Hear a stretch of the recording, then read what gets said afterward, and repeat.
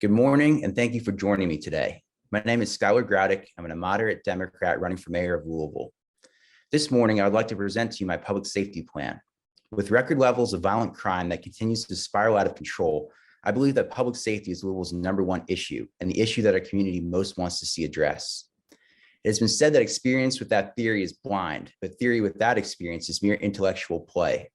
My friends, I'm the only candidate in this field that has actual recent real-world experience being a police officer in the city. I was a police officer for 6 years and saw firsthand what crime in the city looks like. I know what it's like to work under a mismanaged mayoral and LMPD administration, to make efforts to go after violent criminals to keep the city safe under an administration that is unsupportive of its officers, and the real reasons why officers are fleeing LMPD. Contrary to the constant portrayal of a nondescript panacea called social services that exists somewhere out there that could magically help if only utilized, I know which social services really exist and don't exist in our city, the true extent to which they're actually effective and ineffective, and the ways that they need to be improved if we truly want to address our heroin, meth, and substance abuse epidemic, our mental health crisis, and care for our city's homeless. Let me state the obvious. No individual candidate in this race is going to be able to have direct experience with every issue facing our city, and it would be disingenuous to give the people that impression. No candidate in this race has mayor of Louisville before, and there will be significant learning curves. Our voters must decide which aspects of running our city they are most comfortable with our next mayor learning on the job. With record shootings, homicides, and carjackings in our city, with our community members experiencing violence and losing their lives every single day, are we comfortable with the idea of our next mayor learning the true realities of crime and violence and public safety on the job? Are we comfortable with waiting for them to reconcile the ideas they've read in books and adopted from an ill-informed, overgeneralized public conversation against the true, cold, unpleasant, and disappointing realities of how crime, violence, and justice actually work on these streets within the system we've created here in this city specifically? I need no such on-the-job training. Let me be clear that I understand police are just one part of one of three main parts of our justice system that also includes upstream solutions like education and social services for those in need, and the judiciary, which defends, prosecutes, and sentences our city's criminals. Without robust educational systems and social services, we facilitate the vulnerable in our community falling through the cracks. Without a judiciary that has the resources to do its jobs thoroughly and properly, all the police resources our city can possibly offer will do nothing to keep the most violent in our community from eventually returning to the streets and victimizing more of our people. However, I am tired of a lazy saying that is often been repeated and allowed to spread unchecked throughout the public discourse, that we can't arrest and police our way out of crime problems. That idea rings true for our city 10 years ago, when we were unusually safe and well off for a city of our size. Now that is not the case, and I think it is obvious to many that when criminals are just about to or are actively pulling triggers and shooting and killing and carjacking people, that these specific problems, once the line to violence has been crossed, can only be solved by aggressive policing that is supported from the very top of the city's administration. But we can't expect officers to engage in proactive police activity that prevents violent crime if they know the department won't have their backs when it counts. Let me tell you a couple of stories to let you know exactly what I mean when I say the city doesn't support its police officers, and they're from when I was a police officer. I had one situation where I was dispatched to a woman who had been shot in the head. I went to the side door and the other officers went to the front door, and we breached at about the same time. I saw a man there holding a child by the neck who was completely unclothed. I used my taser to disable him in a kitchen that was full of knives and other weapons, and that was the only use of force in that whole situation. It turns out the woman was only shot, had her ear partially shot off, but I thought at the time she was shot in the head, and the department tried to say I used improper force in that scenario, even though I followed all the rules for my use of my taser and saved people's lives that day. In another situation, I was also confronted with someone who was completely unclothed, who thought he did cocaine, but was high on meth. It took 3 of us to restrain him in an ambulance after he tried to bite the EMS workers, and he actually bit one of the workers' fingers. And I had to use force on him to let him release her finger. And in that case as well, the department said I used improper force. And I had to go through the Professional Standards Unit internal affairs investigations. Nothing came of those cases, but it didn't stop from demoralizing me and wasting time at Professional Standards Unit. In each of those cases, I was put through a process that attempted to punish me for protecting and serving my community I was trained to do and expected to do by the community. I have other stories like that, and every officer that has any time on does as well. There are many good PSU investigators, but it is not a place for cowards to collect large paychecks and pass judgments on those they couldn't hope to imitate, to save the city from caving on itself and paying out money on frivolous lawsuits, saving face by throwing good cops under the bus for sacrifice because the city doesn't want to have the tough, real conversations about police work, social issues, and race. This brings me to my first major policy proposal, which is to reform the Professional Standards Unit, not only by making sure every investigator there understands what real police work is about, but by clearing the backlog of frivolous cases to make room for real cases. This was a major finding of the Hillard-Hines report that continues to remain unaddressed by the department. The Hillard-Hines report was what the Fisher administration billed as the top to bottom review of LMPD. It found that a major driving force of citizen distrust of LMPD was that citizens' complaints take 6 months to even years to be investigated and resolved, leading to feelings that their complaints aren't important or that they are being covered up. Officers who get caught up in frivolous investigations like the ones I described, initiated by the department, also take issue with how long these investigations take, as during that time, they are frequently passed over for awards and promotions.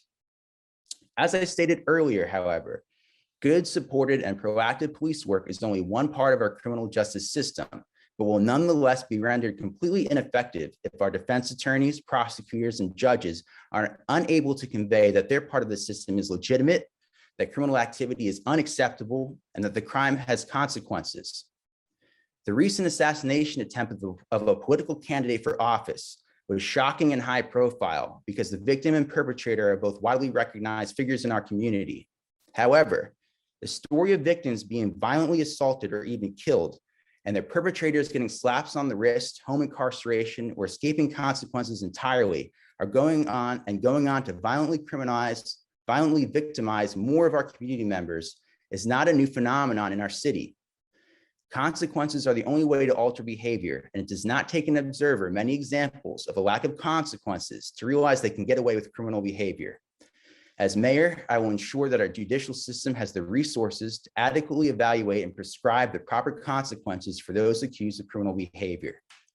I am also in favor of House Bill 313 that eliminates bail funds in our Commonwealth, and a recently proposed idea that allows the most violent criminals in our community to be held without bail, similar to the federal system. In the same vein, I'm shocked and horrified that so many of our community's young people make up such a large proportion of both the victims and perpetrators of our city's most violent crimes. To many at-risk children whose cognitive functions are not fully developed, violent criminal activity can not only be a source of entertainment, but also comes with the potential to be profitable financially or result in admiration and acceptance from their peer groups. That is why it will be a top priority of my administration to ensure that all of our elementary, middle, and high schools provide before, after, and summer school programming to replace negative experiences with positive ones, improve educational outcomes, and introduce extracurricular activities, and ensure that our community's children are kept away from bad influences found on the street. Education is an upstream solution, and as I mentioned earlier, the bolstering of our city's social services is the third prong of my public safety plan. We do our entire community a disservice and facilitate unnecessary troubles for our community members if we allow those who are most vulnerable to needlessly fall through the cracks. In regards to social service solutions, I take the position that we should not be attempting to reinvent the wheel.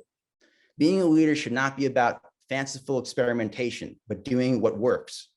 It is time-consuming and costly to create brand new programs born from untested theories and takes too much PR work to ensure they become accepted and continue to be funded.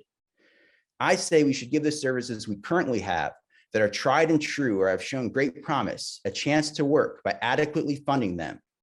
I believe that a lack of prioritization of our social services and funding them properly is the true reason there's so much unserved need in our community. For example, a program called The Living Room was recently defunded by Metro Council.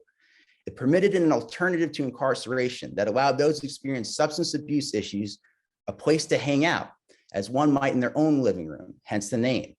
It ensured officers didn't waste their time needlessly arresting people and gave those using the service an alternative to being introduced or reintroduced to the criminal justice system. As mayor, I would support reintroducing and funding the living room. Having done CPR and administering Narcan to people who have overdosed on heroin, I understand that many in our community can't be forced to seek help. However, when others decide they do want help, they shouldn't be turned away for lack of finances or room and treatment facilities. From my experience on the street, talking with people who have beaten addiction, I have found that the Healing Place, a local service that addresses substance abuse, to be very effective. As mayor, I would support increased funding and bolstering of the Healing Place and its services. For those in need of emergency mental health treatment because they are an immediate threat to themselves and others, I would support more funding for the University of Louisville Hospital's emergency psychological and psychiatric services and a bolstering of the mental inquest warrant process. I'm in favor of more adequately funding community health mental services, and I support the full legalization of recreational marijuana, which is shown to have medicinal properties related to mental health and anxiety and stress relief that is free from the stronger negative consequences of many prescription pills. Homelessness can only be solved by ensuring the homeless have residences. And as mayor, I would support a pilot program that houses our homeless children and review it for expansion to our adult population. I find it unconscionable that we have homeless children attending JCPS in our city who have nowhere to go but the streets after school lets out. Poverty and inequality are the foundation of many societal ills and crime issues. Our city needs a living wage and to provide insurance, retirement, and benefits packages that will allow our community members to thrive professionally, live comfortably, and provide for their families. I'm a strong supporter of a union's ability to gather workers' collective voices and use their technical expertise and specific knowledge of their work to arrive at and advocate for the solutions that they know will work best for them. As mayor, I will be a champion of union organizing at both the public and private levels and will never fold on our city's workers. In closing, I will provide for you what I believe to be the simplest, least costly, fastest, and single most effective solution to improving police-community relations. Like the right to organize, it also comes from the First Amendment and involves an extension and strengthening of our right to freedom of speech. Metro Council should pass an ordinance that allows all public employees, including teachers and police officers, the right to discuss their professions in the public forum, to criticize their management, and to propose public policy solutions based on their experiences without the fear of being terminated from their employment. The systematic denial of the voices of those who have the most experience with their professions from the public forum is, in my opinion, the single largest contributing factor to the dysfunction in our city government, the lack of successful public policy solutions, and the frustration and demoralization of our workers. As mayor, I look forward to engaging in dialogue and working with our entire community to build bridges between the rifts that have been created in our community and to a safer, more prosperous, and more just Louisville for all who live and raise families here. Thank you, and I will now take questions from the media.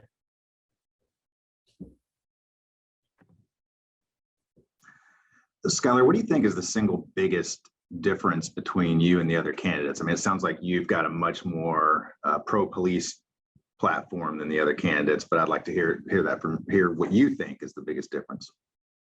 Sure. The biggest difference, like I described in the beginning of my statements, is that I actually have real world experience fighting crime on the streets. And as I try to capture in my speech, there's multiple elements to that makes that successful, including successful judiciary programs and the successful social programs. I know from attempting to connect domestic violence with victims with the women's shelter, from trying to get homeless people down to beds, from trying to connect people on heroin with substance abuse services, what those services actually are. So what I'm trying to say is, it's one thing to kind of imagine what needs to be done and imagine what services are here and imagine what fixes might be needed. And it's quite another thing to come from the position of experience, knowing what our current services are, knowing how those services work and don't work, and implementing them. And I think, as I tried to describe, I am much further over the learning curve in the area of public safety, I think, than our other candidates are going to be. The fact that we're not allowed to talk about what it's really like to be a police officer, that nurses aren't allowed to discuss their profession, that people that teachers aren't allowed to discuss their professions is there's a lot of misinformation that's set like concrete in the public forum about how the world actually works in these areas. And it's going to take a lot of unfortunate conversations that shouldn't need to be had to break through that concrete to even get to a place where we can begin to discuss what the realities of what our city is. And I come from a place of knowing what those realities are day one. I just have one more question. You know, speaking of concrete, you've got a core part of the Democratic voting bloc is, I don't want to say anti-police, but probably, might have pause voting for a candidate that was a former police officer. How do you overcome that? Sure, I think it's through conversation. Like in my closing, I talked about officers having the right to talk about their experiences. As I have an interesting group of friends. I have a lot of far left friends. And when I first met them, I would go to bars or go to parties. And of course, someone would out me as a cop and I'd have conversations with them. And in none of those conversations did I get the kind of vociferous, poisonous response that you might see on social media. When people are able to talk and really get down and talk about their experiences and come to common ground, that is a good thing. That's how we move the city forward when it comes to our relationship with our police. There's no way that the only people right now who are charged with solving homicides and pulling domestic violence victims out of their immediate violent situations and doing CPR on overdose victims are police right now. We might not want that to be the case, but we can't just throw that out the window. I think that the fact that there's so much violence in our city right now is because the police aren't allowed to do their job and there's nothing to replace them with. So to answer your question, to sum it up, we need to have conversations. And I believe in people's ability to have conversations and to reach common ground. And I've seen that firsthand. Thank you.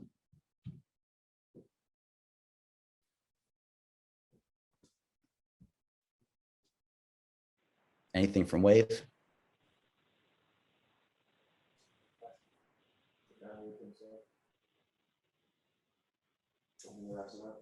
Mark, anything else? Nope, I'm good, man. I appreciate your time. No, thanks for being the invite. here. We'll see you on the campaign trail. Thank you, man. See you guys. Hey, Skylar, it's Billy. Okay. I texted you some questions because I was in a bad spot today to get online, but feel free to text me later. You don't have to do it. Oh, you want me to read them? Let me read them and answer them here. Sure. Let's see. Have my phone away from me. Let's see. Is it Coben? How do you pronounce your last name, Billy? Billy Coben with with the Courier Journal asks, what would you do about managing the city if spending federal investigators? Okay, so basically what would I do if the feds continue to investigate LMPD? And what would I do if they're still around when I took office? Well, I'll be honest with you, watching the current debate from LMPD commanders and the mayor's office about the role of federal investigators in our system, I'll be honest with you, I don't like it at all. They're kind of presenting this picture like it's an inevitability and we need to allow them to be here. I know from working as a cop that the role of federal investigation, federal law enforcement is very different from local law enforcement, and they each have very separate jobs.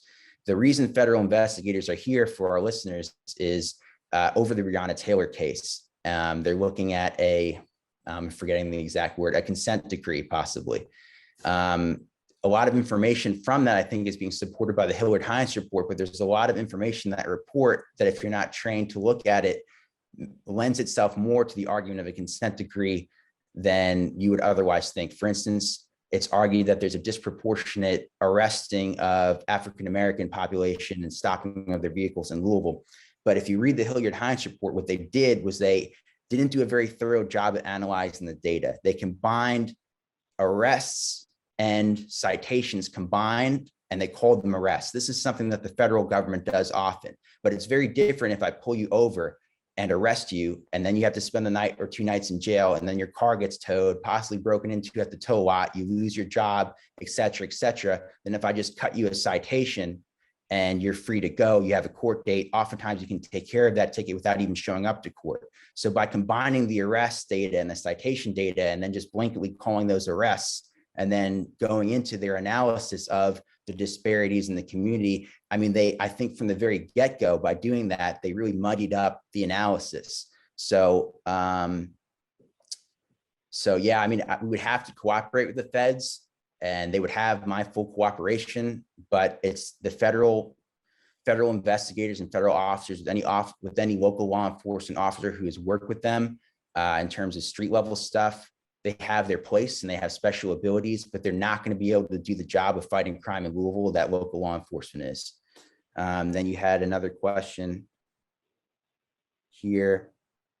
Elaborate on the homeless initiative related to children. So the reason why I don't come right out of the gate and say we need to house our entire homeless population is because there are a lot of homeless from other cities. And while our city has a lot of problems, I don't think I'm overstating the issue by saying that we are really threadbare on so many things. I don't want to bash the services that we currently have, because we need them. We need them to get better. But the fact is that there is so much here that's close to nothing. That was one of the hard things for me when I was a cop, is realizing how close to the edge of going to jail or dying most people in this city are when they have needs, because of how little we have to support them here. So when it comes to homelessness, we're going to have a lot of other things to deal with. I don't want to jump straight into full homeless housing. I would like to start a pilot program to see how it goes, for our children, because I think it's really crazy that we have children going to public school here and then like leaving school and going to the streets. So I would like to start with that. And then to see, once we progress through my administration, we start to take care of these things, how much money we have to expand that program to start housing our homeless adult populations, giving our local homeless priority over people who come from other cities. And people who come from other cities, I think, is a testament to our city, because we are very, very accommodating to homeless, especially when compared to things that other cities do, like making it impossible for them to, say, sleep on a park bench, or having more aggressive policing tactics. So I think that's a testament to our city, but it's certainly a problem that I would like to start off a little bit slower in addressing some of the more acute needs, which I believe are for our children.